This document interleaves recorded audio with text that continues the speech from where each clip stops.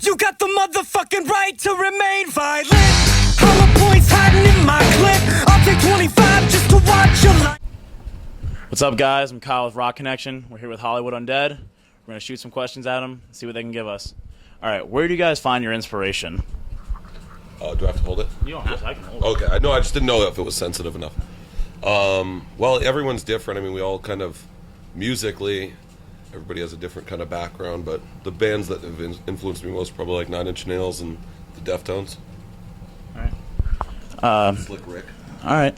Having so many musical influences, what genre would you guys consider your own music?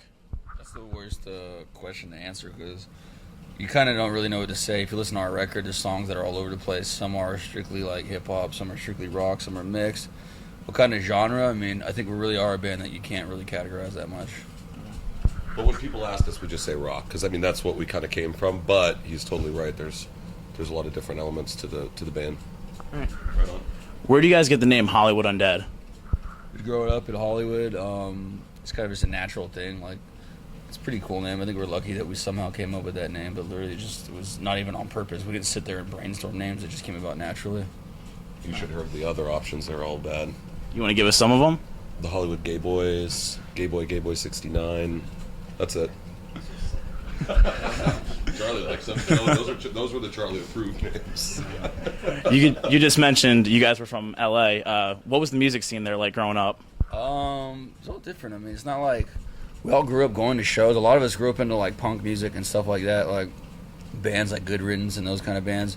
So we grew up going to shows, and we were like, 12 years old. We started going to shows.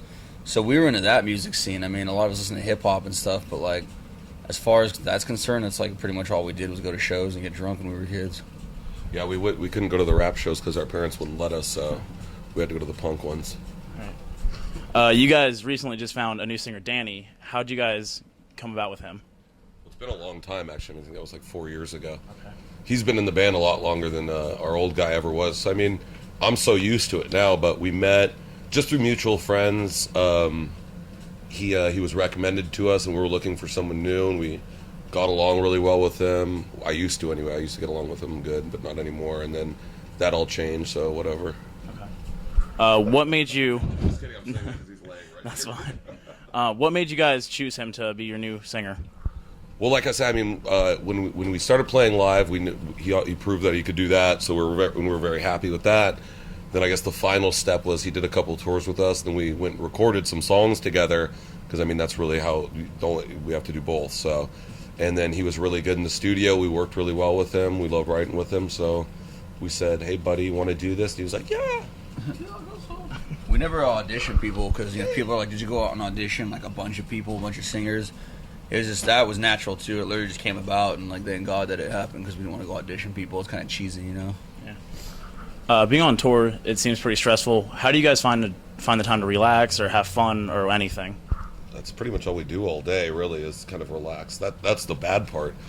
Relaxing is the boring part, and the shows are the exciting part because you only got to play an hour a day. But we all do different stuff to chill out. I don't know. Everybody's got some hobbies. He likes making beats and stuff on the road. I like reading, history, quizzing who's ever awake while I'm a little high. Everybody has a different way to stay sane or whatever on the road. Okay. Your album Notes from the Underground hit #2 on Billboard Top 200. Did that relieve some of the stress of losing your ex-singer? Well, that was this album. The album before that also was without him. So that one, like 3 years ago, that was the relief, I think, that we felt that everything was cool. But I knew already well before that, because obviously we heard the songs before we released them, and we had written them, that everything was going to be just fine.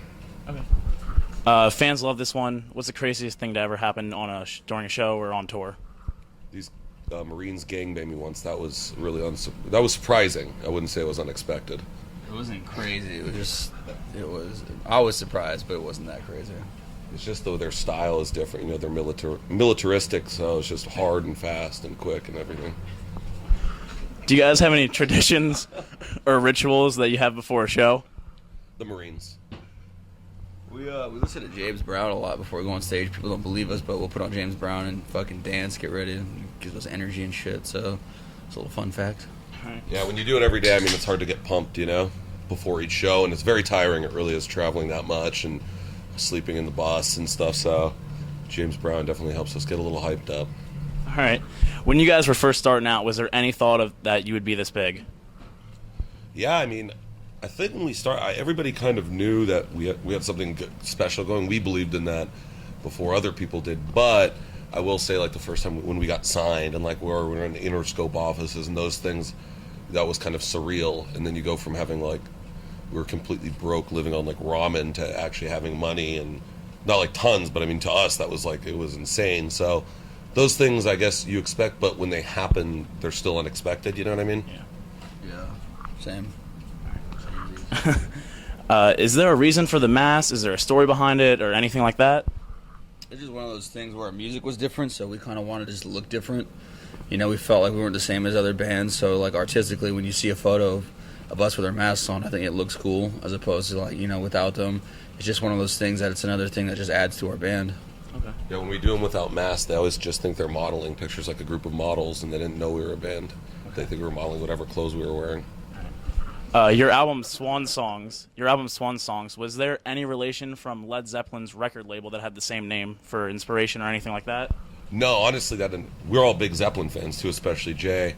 But that was never. I didn't even know that, to be honest with you. I knew it had something to do with Zeppelin, but that was never the thing. The only thing I looked up was if there was any albums called that. I never really put those two together, but it had nothing to do with Zeppelin, even though we love them. What's your favorite part about touring? Well, I mean, it's cool. You hang out with your buddies all day, and you get to make and play music. But I don't think people understand how tough it is touring and stuff like that, and how hard it can be. But we all just trying to remind each other, like, dude, we're playing music to people who love it with your best friends. That's obviously the best part. And every now and then you get a Marine, like a straggler, you know, you get to bring backstage. Yeah, I'm more in the Navy boys because they all unload off that shit, man. They're just rearing to go. Where's the most memorable place that you've ever played? Pearl Harbor, where all the Marines hang out. Or no, those are Navy guys, right? Yeah. Different cities. I mean, Montreal's always stands out for us because we played some huge outdoor shows out there. So it's kind of cool when you're playing a show and there's like 15,000 people singing along and the sun's like setting. Like, it is kind of surreal. It's really cool to see. We just got one more for you guys. Strangest thing a fan has ever done.